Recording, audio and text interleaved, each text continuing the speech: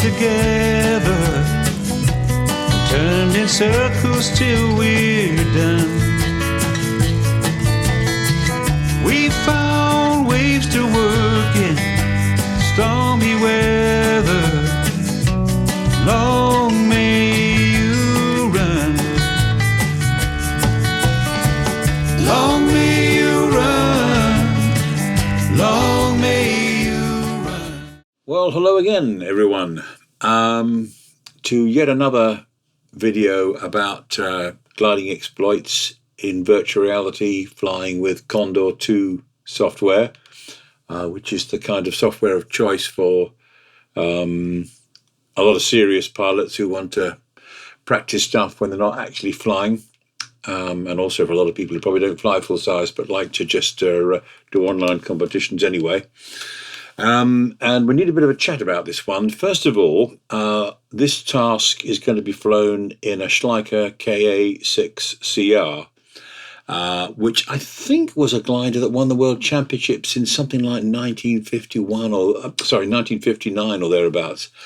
I had a quarter share in one of these in the early 90s, and I did a couple of small cross countries in it. I mean, I say small, they were a bit bigger for a glider like that than what you would do in a fiberglass glider now. They were 100k or so, perhaps a little over. And I suppose for the kinds of planes a lot of people go and do their badges in now, that might be equivalent to attempting something like a 200k. I think saying 300k might be stretching it a bit.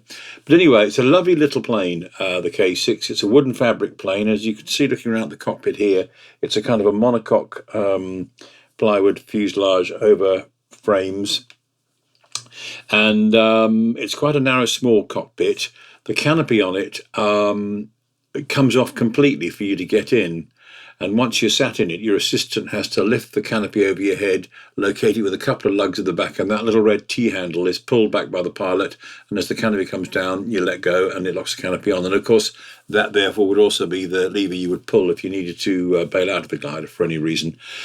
And it's, I'm not sure if I would fit in it now, and I might be above its maximum cockpit weight. Cockpit weight's, no, just about do it. I'm about 93 kilograms and the maximum is 100 kilograms. But of course, it depends on the individual glider, whether it's had to have weight adjustments done during C of A or repairs and various things over the years, because it's there'd be an old plane when they're flying these days. The other issue I had with the K6, and in fact I think the club did, and it's why they sold it off as a club glider and we ended up buying it as a syndicate, is that air brake lever, the blue handle one on the left, is very close to your left leg. And what with the position of that lever, if you're at all thick in the thigh, or even if you're not really, because I wasn't that thick in the thigh in those days, you can't get full stick movement to the left because the stick bangs into your leg and your leg can't go right out of the way to the left because of the air brake lever. And this glider had a few ground looping incidents. They winch launched and the grass can get a bit long, and a wingtip had caught in the grass when a wing had gone down, and the pilot released, luckily, of course, so otherwise it would have been a lot more serious. But the pilot would release, but it was not a good thing to be happening. And when I asked about it, I said, out of interest, I said, is it the right wing that went down in these incidents? And one of the witnesses scratched his head and he said, yes, I think it was actually. And I thought to myself, I wonder if that's because when the right wing starts to go down, if it should happen to be that wing for any reason, the pilot can't get control authority quickly enough over to the left with the stick to actually pick that wing up. So I decided when I flew it to always start with the stick a bit to the left, fully expecting that the left wing might go down, but knowing that I had plenty of stick movement to the right to sort that out. And that always worked very well for me. Never really had much of an issue. I mean, I don't particularly recall having any great wing going down issues either way. I think I remember it gently going to the left of me, knowing exactly that's what it was going to do, and then just correcting it by going to the right a bit, getting wings level.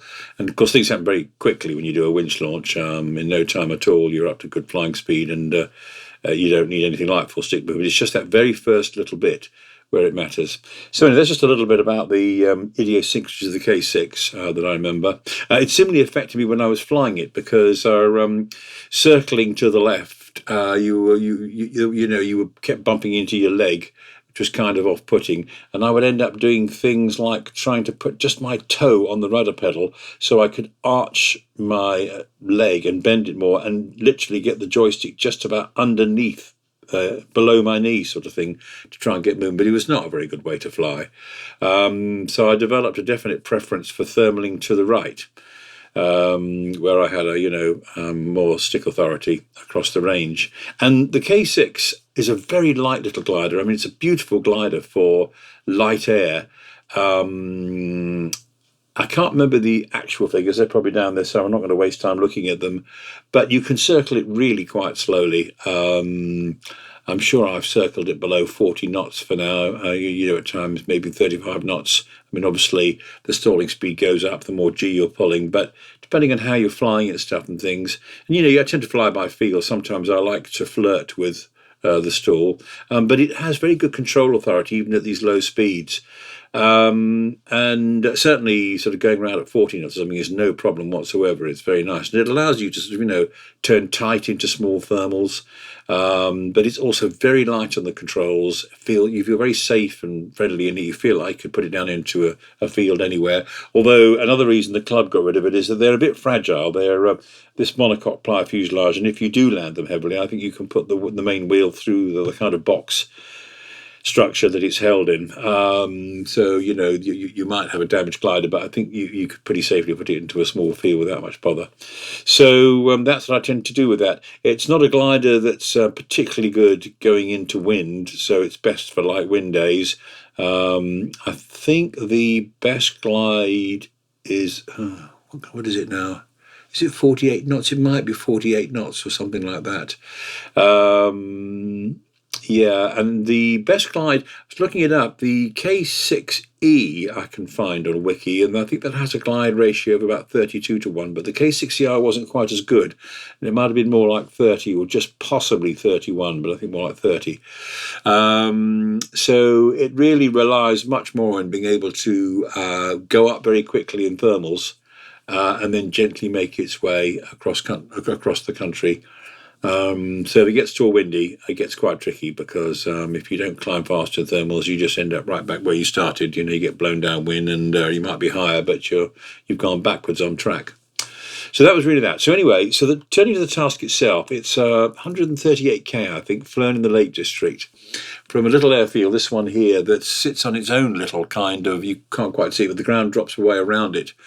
So it is, it's showing here it's 1,100 feet above sea level, and behind you are sort of the bigger hills, mountains of the Lake District. I should try and look on a proper map, see where its exact location is, but it's to the north of the Lake District pretty much, I think. Perhaps by the time I put this video on YouTube, I'll be able to do a video and just quickly show a map of where it is in the real world. That map is not really hugely helpful because it's too zoomed in and it doesn't tell you much about where is where. So this task was set up by Ian McFarlane, a chap called Ian McFarlane, who was an instructor with Yorkshire Gliding Club, flying at Sutton Bank at the time.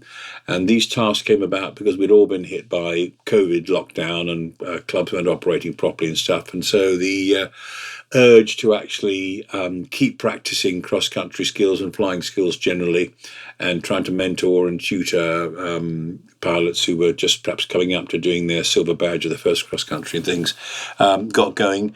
And I joined in a few of these evenings, and this was one of the tasks he set. And very often I couldn't actually fly the task when the group was flying it. So I would fly the task myself maybe a day or two later, post my results online alongside there, so I could still be part of the competition results, even though I didn't fly it with them. And I also, not so much being competitive, but interested in trying different things, chose not to fly it in an obvious kind of easy glider like, what is it they like to fly? High-performance single-seater with flaps, probably. But I might have flown a Cirrus or something like that. But I decided to fly it in the K6CR and see how it went. And I got around okay, actually. So what I've done, what I went to do was to refly the task, rather like I did with the Wales flight that you might have watched the 12 clips of. I went to refly it with my Ghost from April 2021. and I flew it in December 2022. I'll probably show this as a fun clip at the end of the series, but I took off an aerotow behind my Ghost from April 2021, and what you take off in this direction on the tug, and then the tug does a 90 degree to the right, and he heads out that kind of way, but in the valley between the hills over there and the hills behind us. The first time I flew this task, I faffed around an awful lot. I didn't know much about how to do these things, how to enter the starting grid. I know nothing about all this kind of flying tasks. I've done very little, and even the tasks I flew years ago, they were pretty informal. Don't think they were even declared. Well, they were sort of, but I wasn't very serious about it. I was just personally declaring them. So when I went to fly with the Ghosts and towed it, I thought this is an awful lot of faffing around, and he goes over there somewhere and thermals around, and he seems to be thinking in thermal mode, so that he feels he's got to find a cloud and a thermal that will be somewhere near the starting grid, and he's just not thinking in terms of the various ways that you might use to get the best height for your start, and also do it without a lot of faffing around. So when I was aerotowing out, I noticed for the first time that there were all these hills there on the right. And I think I vaguely remembered, actually, from the task in April 2021 that I had used those hills when the task takes you back near this airfield, because they're working, as you can see, because the wind's blowing that way. So at some point, those bits of hills, some bits of them should be working okay. Anyway, so on this, I did a practice first of all, and coming from the duodiscus, the K6CR, I had a bit of an issue, kind of just, and I wasn't paying full attention either. As always, I was faffing around a lot of other things, but the aerotow was pretty, not as good as you should be doing it. You wouldn't be allowed solo on aerotow if the guy on the back seat saw you flying like that. But anyway, it didn't really matter. So I pulled off aerotow and I headed into the hills, and I used those to gain height, and found that was quite a good way to gain height and then perhaps come off them and then make my way to the starting point. So anyway, I flew this task with the Ghost, and I was doing really well. And then something went wrong, which I'm not going to tell you about now, because you shall find out in the fullness. So, and because it went wrong, I had to fly the whole thing again. So this time I decided to fly it with both the Ghost from April 2021 and the Ghost from my first attempt at flying with him in December 2022.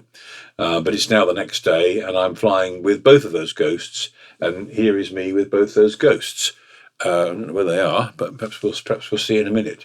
Perhaps they're not going to turn up. I bloody well hope they do, because if I can't see the Ghosts on this, all this commentary has been rather a waste of time. Anyway, it's 138k. The wind is 253 degrees at 14 knots. So the turning points are down at Kendal, and then there's there's 3 turning points on this task, and I won't say more than that for now. We'll sort of see as we go along. And anyway, they'll be on the splash screens at the beginning of this video, so you hopefully will have read them there. Right, let's press pause or unpress pause and get going. Right, we're now live. I hear my ghosts are turning up. Phew, I was worried for a second. So here's one Ghost going off. That is me from April 2021.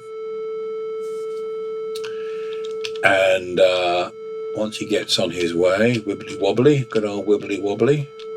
There's a funny thing with the aerotow on this as well. They haven't got the landscape quite right, and you have to follow the tug as it kind of ploughs its wheels about 6 feet into the ground as it goes over the edge. And that's just the game. And here goes the Ghost from the day before I flew the flight in the glider I'm sitting in now. So off go the 2 Ghosts. I'm checking my controls. Here comes my target. It's a Zlin. We've got a Zlin today. Not a chipmunk. It looks ever so slightly like it, but it's not. I think the guy in front of me had a red Zlin, and I can't remember what the guy from 2021 had. Too long ago. So off we go. Slight correction needed there. Just stop it with the cocking. Got to hold the thing down. And compared to the duodiscus, the thing about the K6 is very light. Just wants to rise. So you have to kind of It's quite lively behind the tug. So off we go. There's the Ghost from April 2021. He's turned right, he's staying behind his tug, and off he goes. But we should see Ghost 2 in a bit break off to the right, because of course he had decided he was going to come off early and go straight to the hill and use that to gain height, and then see whether there was a thermal he could go in. And I'm going to do something similar. And I'm also, well, you'll see in a second.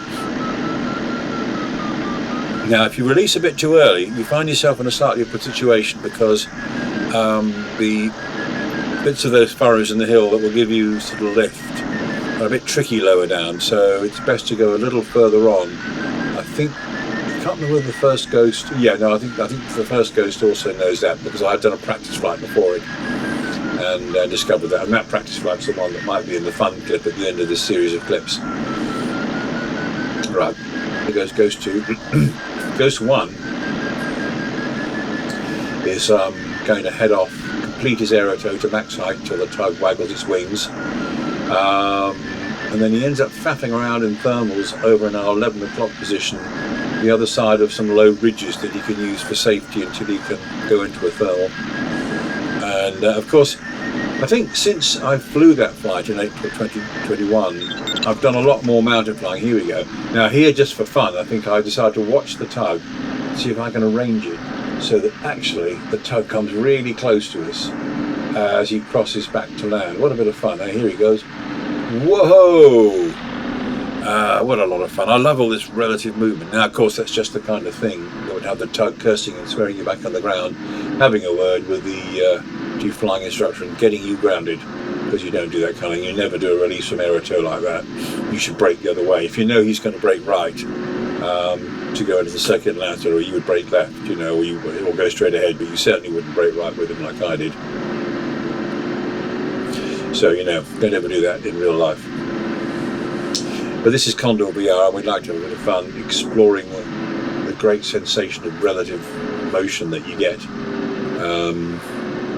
It's also actually, I find, a very good instructional lesson in just how quickly aeroplanes can bang into each other in the sky if they're not careful about watching any convergence of their paths. So here we are, allowing ourselves to drift right back onto the hill. You can see the wind blowing us back. And you can almost feel really how light the K6CR is. I mean, what speed are we doing? We're doing 50 knots here, but we'll probably slow up more than that. Here comes Ghost 2, he's already on the ridge, coming back here. So we do have to watch that as well, of course, because we're manoeuvring in quite a small bit of space. And although they're very manoeuvrable like gliders, you've got to watch them like a hawk, because everything will come around back on you very quickly. So there he goes. And then, when I was actually flying, I would have been doing an awful lot of this kind of checking him out, checking the airspeed, checking the thing, looking out of the turn as soon as I possibly can, watching out for any sign. There he is. Got to watch him. He's kind of behind me, but we're okay at the moment. Be a bit careful. Here we go, watching him. We're about 40 knots. You can see it's good and slow, but this glider is quite happy with his low speeds. But again, and I'm not going to start saying what you should and shouldn't do on hills in real life, but certainly when I'm thermaling way above ground, not this low over the ground, I might often fly like this, and I might sometimes get a little close to the stall and I feel it on the stick and I correct it. But I wouldn't, he seems to have gone a little bit far back there, and I don't quite believe I would have done that. I wonder again whether this is slight positional inaccuracy in Condor replay. Although then again, I'm doing something quite similar. No, I'm not. The reason I'm doing it is I'm going over onto this high ridge. I'm going for broke straight away. I think Ghost 2 went a little higher before he tried this because of this sinking that goes on. But I'm going for the big one, and just thinking, well, I shall just go out into this lot and things, and at some point I'm going to hit something.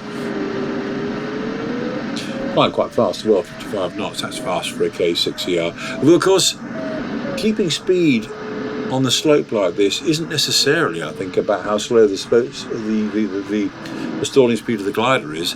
It's about how vulnerable it will be to gusts, and variations in airspeed caused by turbulence and air spilling off bits of hill and stuff. So great, look at the way we're rising in this little glider. It's a wonderful plane to fly. It really is an absolute joy in a simulator, just like it is in real life. There's the airfield down there. You can see we're way above it already, and you can see it's on its own little hill. So yeah, it's about not getting caught in gusts that might suddenly leave you with, a very low local airspeed over the controls.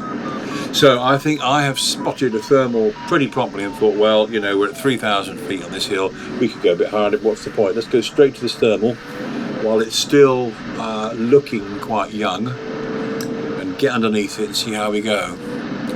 Ghost 2. He's still busy gaining a bit more height on the hill, isn't he?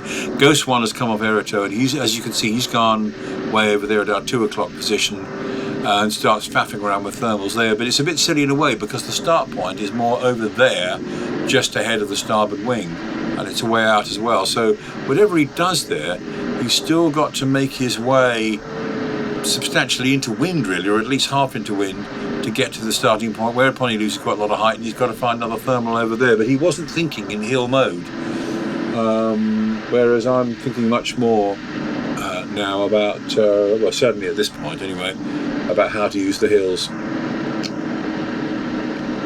So where are we?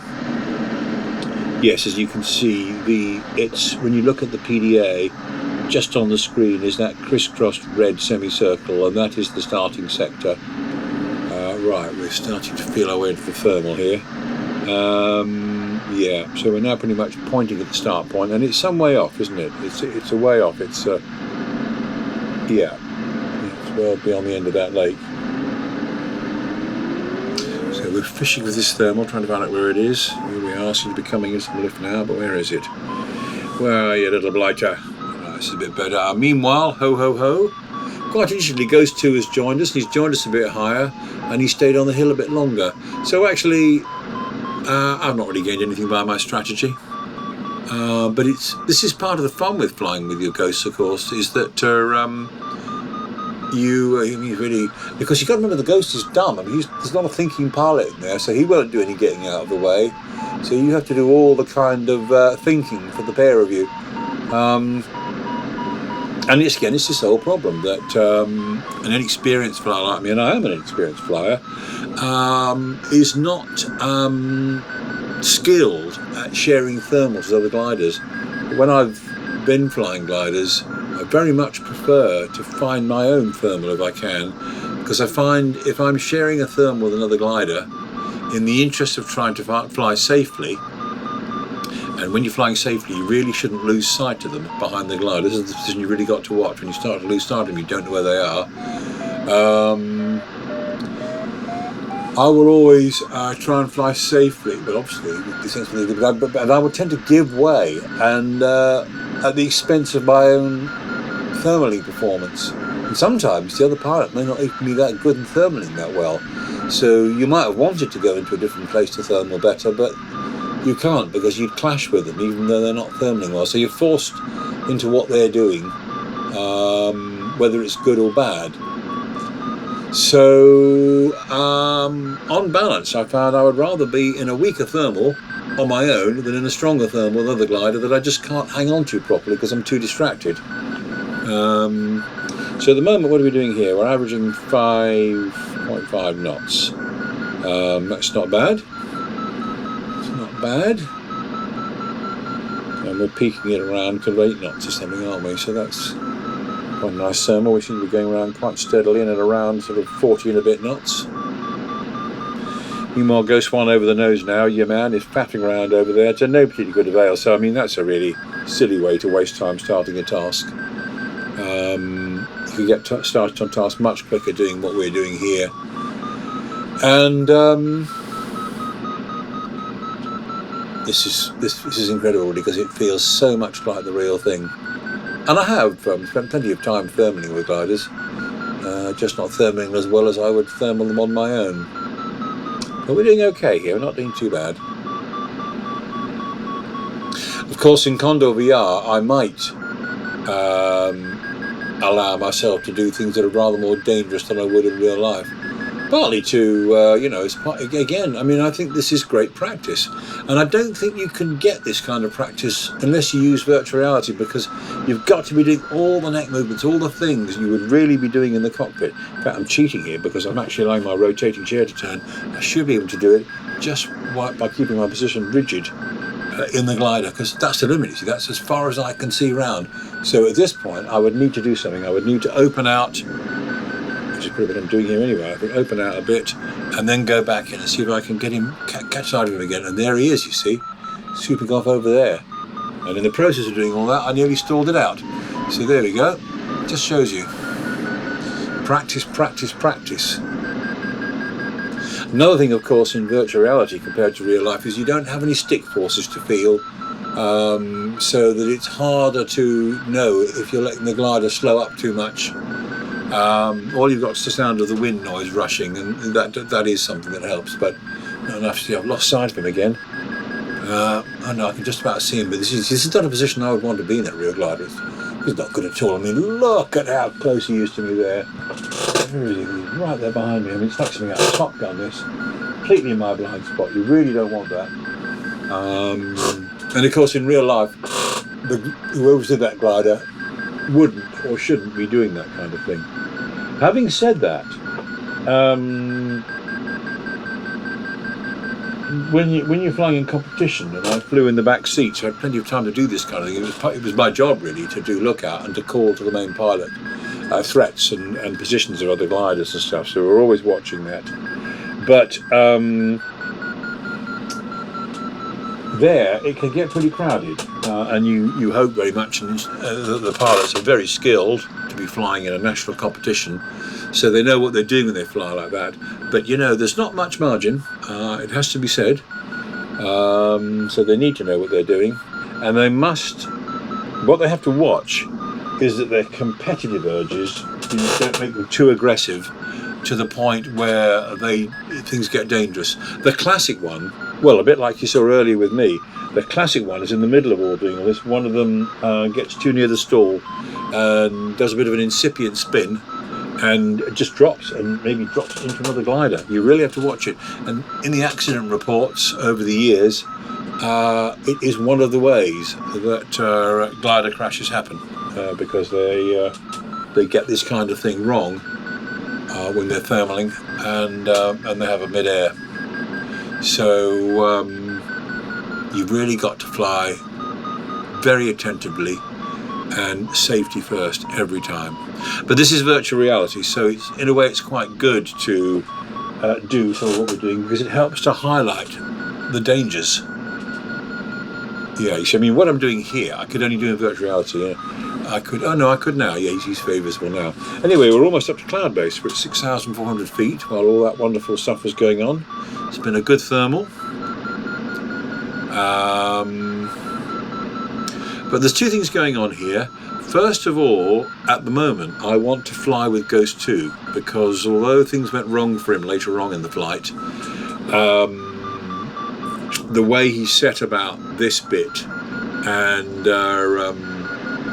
getting to the start and being ready to go at the right point was a good model to follow. So I'm going to try and stick with him. This is fun, isn't it? Because we're virtually in cloud here. I can't remember whether I set cloud penalty points on this. It would normally bleep at you to say you've gone into cloud, give you some penalty points, but I can't remember. So I'm going to fly in formation with him now, in the direction of the starting grid. Because the point is, both of us gliders want to be starting with Ghost 1 over there. So we've not only got to get over to the start grid, but we've got to find a way to hang around there and be at an optimal height to start when Ghost 1 arrives there. I think he thermals up to meet us and sets off himself. And you've got to try and guess when he sets off as well, because there's no data that tells me actually when he sets off, but you can tell really from the way he straightens up and heads off down track on the first leg that he has. So here I am flying in formation with Ghost 2. Now this is a situation where you really do want to be careful about not losing sight of him under the nose, because we're in conditions, thermic conditions, where he might just decide to pull up under lift at any point. And if he does that when you're above him, There we go, there's some really nice close formation shots of him. So this is what you have to start watching, because we're starting to be, and that's probably why I've deliberately peeled off to the right, thinking I really should not be above him like this. So I've peeled off to keep him to my side. And we're heading to this next cloud, which is in the direction of the starting point. And sure enough, look at him pull up underneath that for the lift. Do I do the same? Or you can decide to turn a bit as well. Okay, fair enough. Because don't forget, at the moment we're just trying to maintain height and use up time while we wait for Ghost 1 to finish faffing around over there and realise that he's got to somehow or other be over here to be in the starting sector. So there he is, there's Ghost 1 over there faffing around. Following Ghost 2, and you know, we're still a way off. The starting sector is still over there somewhere. We've got to get on with that.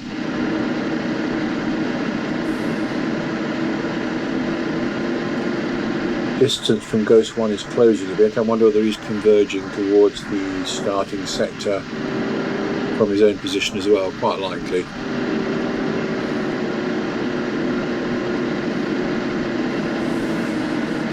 So, what a jolly day. My geography's terrible, but if we're in the North of Lake District, where you can see through the haze the coast coming round there, I think that must be like Dumfries and Galloway.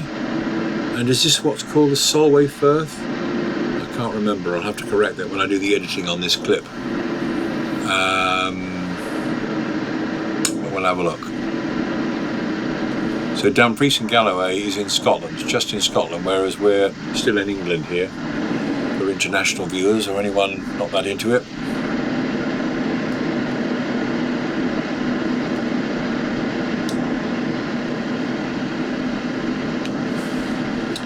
Yeah, so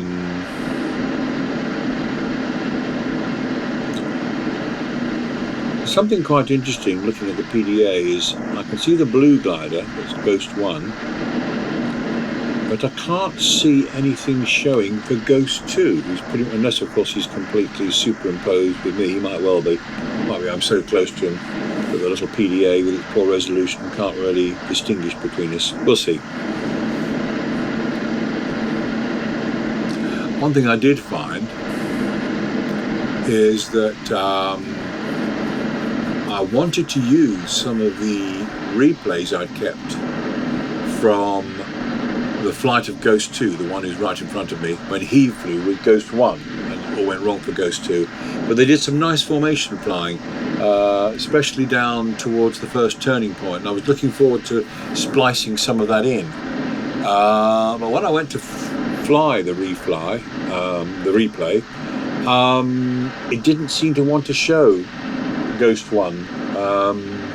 So unfortunately I couldn't refly that one and make a video out of it with the Ghost there, because for some reason the Condor technology wouldn't do it. I had a little Google for things and seemed to find some suggestion that yeah, it has a problem with it. I don't know why. It must be because I've used the Ghosts in this flight or something for a replay and it's got confused. I don't know, I don't have the time to investigate it. If I do come up with some solution before I publish these clips, I'll try and put some formation flying of Ghost 1 and Ghost 2 in down at turning point 1, because it was really quite nice. They were going along beautifully together, side by side, whereas we're going along very nicely here, but I'm kind of behind him.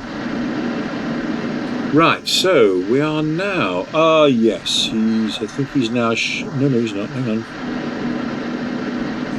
Yes, with the blue glider on the PDA is Ghost 1. But at the moment it's not showing an identifier for Ghost 2, but that might be because he's so close to me and I'm the white little glider on that map. Maybe when he starts turning around and circling, if he's underneath me, things will start to poke out. I don't know. I have to see. I feel like I can see the slightest suggestion of something blue lurking underneath my little white glider. Come on, Ghost 2. He's going for that cumulus, isn't he, really, before he starts turning, so we'll probably see then. And also, of course, I don't know why I need to be double guessing by looking at Ghost 1 to see where he's converging. I forget, I can always look at him on the PDA to see what he's doing, and he's clearly still faffing around, circling around down there. I'm not quite sure why. So Ghost 2 must be just about to, incidentally, I mean, I love Condor 2, you know, it does a really good job of trying to make clouds look like clouds. I mean, all right, so I just in a strange kind of way now, that little bit. But the little different wisps, the bits the way, some bits of the cloud are darker than others. It's really... See Ghost 2 now as he starts to turn, because his little blue symbol is kind of not quite hidden underneath my white one. So that's what it is. So we're circling with him now. In about 4 knots. Got to build up in the average. The average takes a little while to build itself up. Off we go.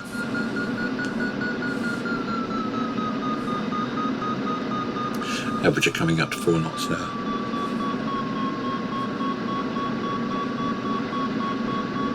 Did quite well, didn't we, flying across to here from the last summer, because we're still at about 5.6 and we left at a 6.4, so to lose 800 feet going sort of, well, not exactly into wind, but slightly into wind in a glider like this is quite good going, really.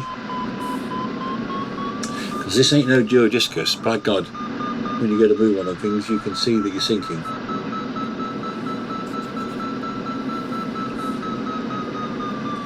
And I think I set McCready to, well, initially I think I set it at 4.5, and then I think I upped it to something like 5 or maybe even 5.5, which is knowing that really that was faster than I should be flying on the law of averages. And again, you have to watch it, because and Condor's very good at this as well. You'll see on this task that the kinds of thermals you find, I think that the thermals on this task are set to moderate in strength, and I think they're set to variable.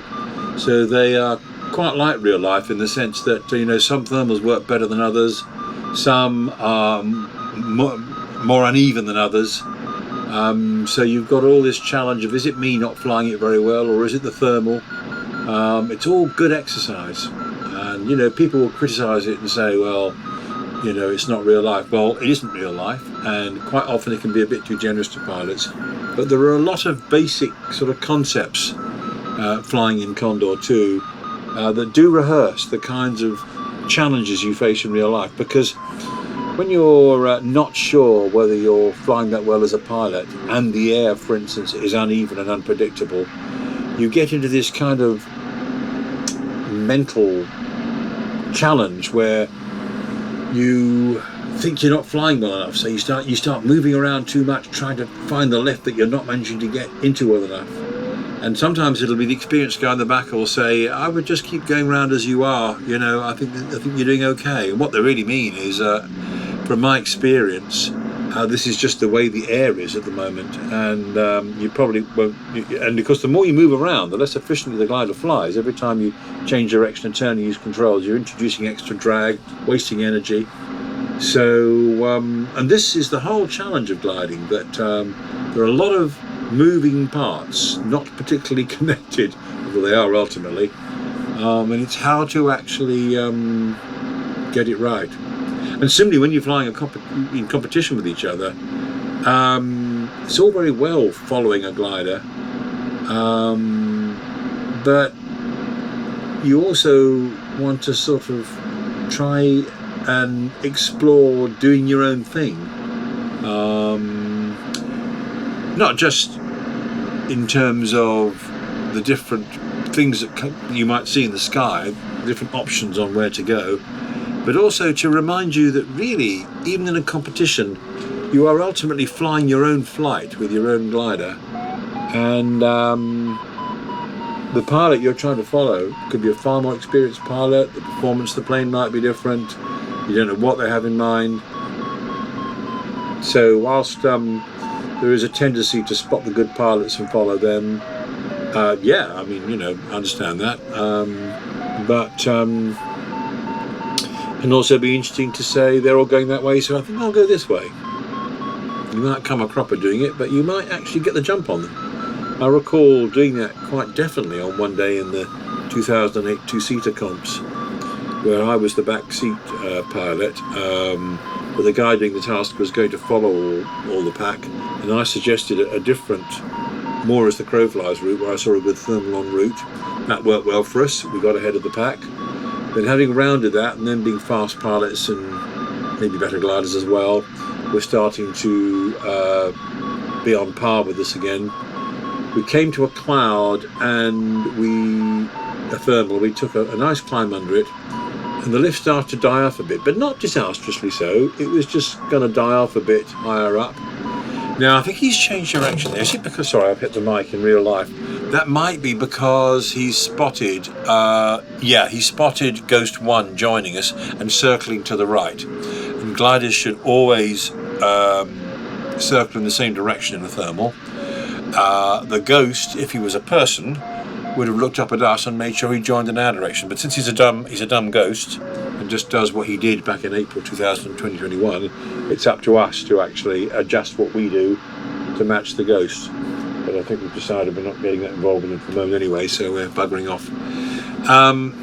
What I was saying now, but so I said to the pilot in the front cockpit, I know traditional logic would say that the lift's dying off and we should move on rather than hang around here, but I can't see any cloud very obvious to go to at this point, and that must be the same for the rest of the pack who are slightly ahead of us.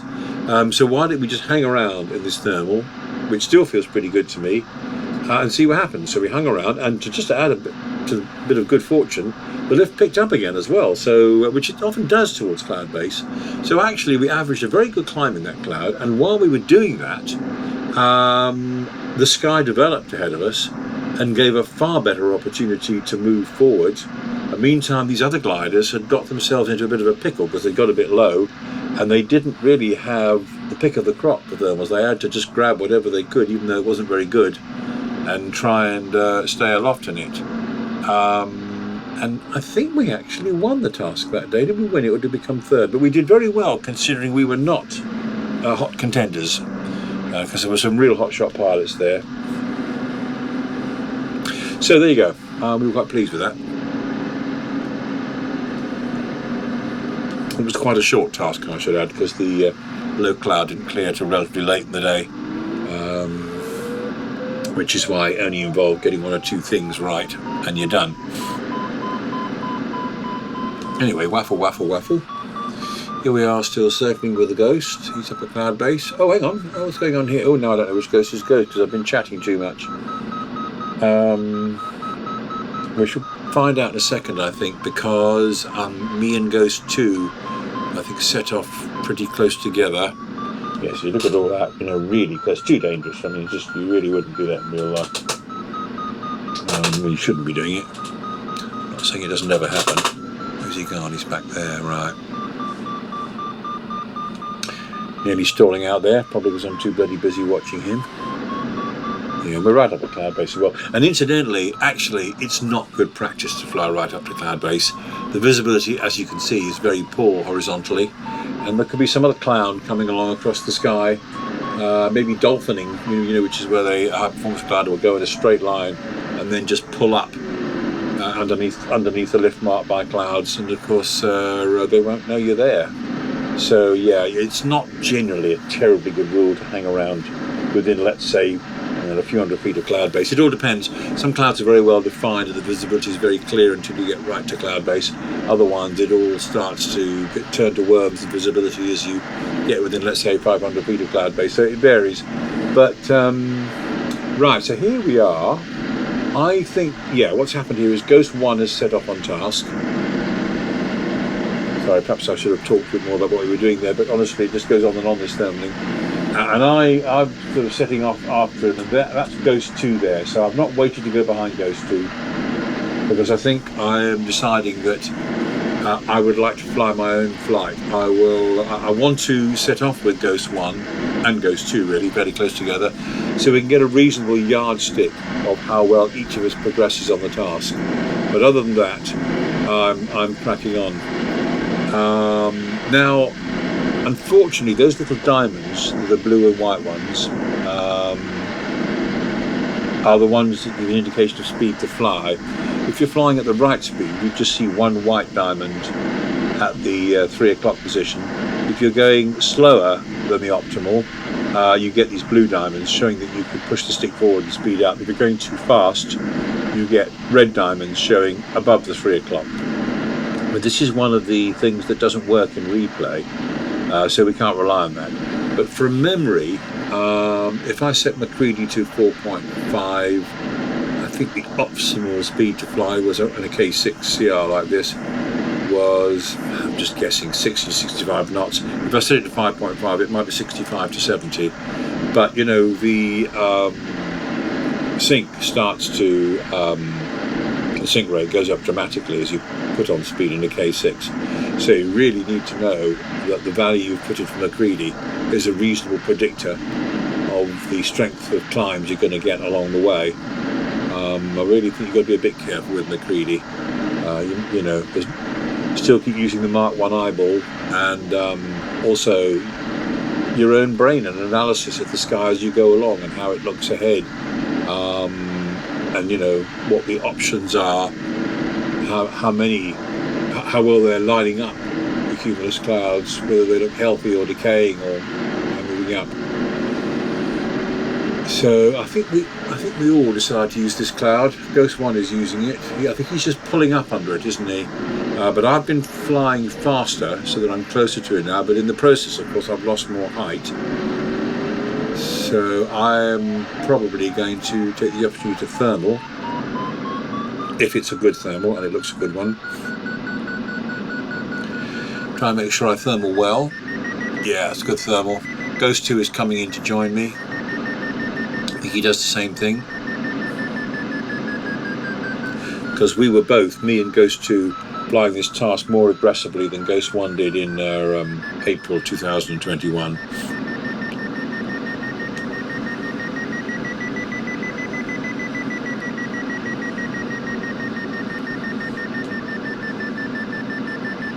And I think this first clip, it's quite a long one really, but I think it's really, it finishes pretty soon after this, but it's just to show how we handle this very interesting business of taking off, trying to keep in touch with each other, synchronize our starts reasonably as best you can, and then fly our own different tasks.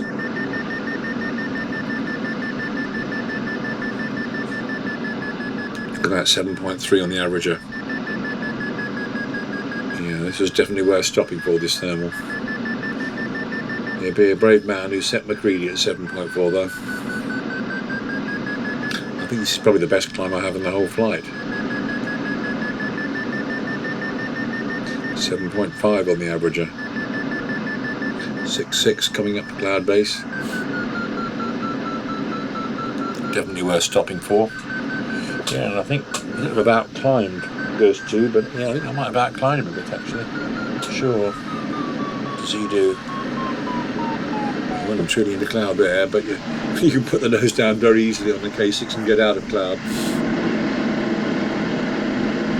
You can pick up speed like a duo discus or something when you try and do it. I mean, just to put it in perspective, when we were doing the North Wales flight, the duo discus was going along at, let's say, 60 knots at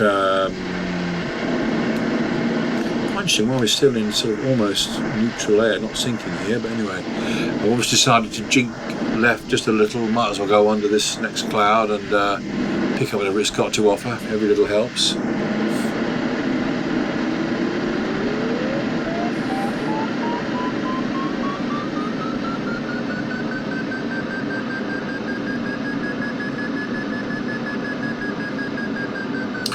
So we're flying in a southerly direction at the moment, pretty much. Well, I suppose more southeasterly, really, aren't we?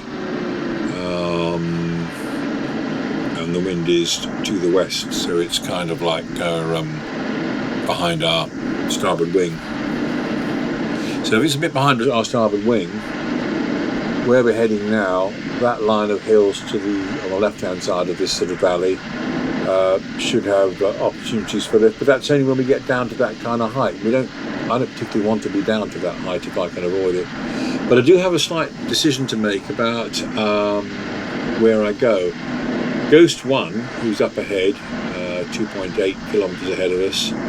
I think he's tracking pretty much so that he can stay on the windward side of the hills on the edge of that valley, so that as he comes down in height and he doesn't find a thermal, he probably hopes to use the ridge lift to actually get along reasonably well. For better or for worse, and it might be for worse actually, I think I decide to go a bit more. I don't think he goes quite as the crow flies. I think he goes slightly to right of the heading. I'm heading as the crow flies. Right, that's the end of that clip. I'm heading as the crow flies, and that's going to take me over these hills. And of course, the risk of that, as I get lower over them, is I'm more likely to get caught in the influence of the wrong side of a hill rather than the right side of it. So I've got to think about that. I'm probably being a bit duodiscus in my mental attitude here and thinking, well, you'll glide over that lot with no trouble. But in a K6, you won't. You can be dragged down into that. And I know how Condor behaves. It can get pretty unpleasant if you get below a certain height in the hills and you're in the bit where it thinks there should be sink. Isn't it funny watching these ghosts keeping moving, although I've paused the clip? It's quite interesting to sit here for a minute and watch Ghost 2, see what he's doing. Now, interestingly, he's even to the left of me a bit. Quite interesting, that. That's what he's decided to do. He might be thinking, well, actually, I'm going to stay near the next valley so that if I need to, I can drift left a bit further, let the wind drift me left, and onto the windward slopes there. Whether that's a good idea or not, I'm not so sure, but I think it's probably what he's decided to do. I think on this flight, I tend to take a kind of middle line. And again, well, we'll see on the next clip whether it's a particularly good plan or not. Right, anyway, that's it for this clip. I hope you enjoyed it. I think it's a really interesting flight, this one. Lots of, it's not that long a flight, but interesting bits to come, and we'll reveal them as we go along. So if you enjoyed this, hit the notification bell, as all the YouTubers say, like and subscribe, blah, blah, blah. Look after yourselves, and it's just coming up to Christmas Day here. We're on Christmas Eve tomorrow. So I could wish you a Merry Christmas now, but by the time you watch this, you'll probably be into the new year. So, okay. As usual, when I take off the visor, it'll look like I am bailing out of the glider. Okay. Bye for now. Long may you run, long may you run, although these changes have come. With your white wings shining in the sun, long